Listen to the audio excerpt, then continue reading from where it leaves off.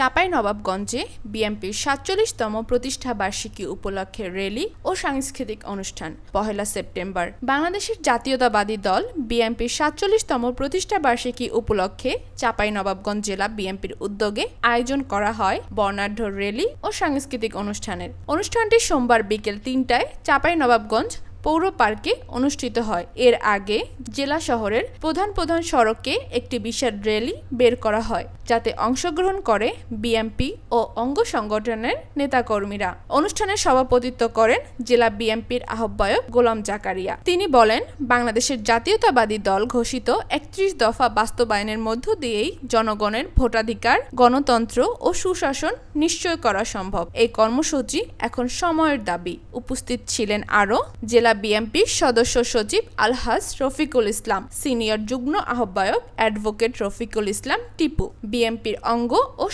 সহযোগী সংগঠনের নেতাকর্মীবৃন্দ।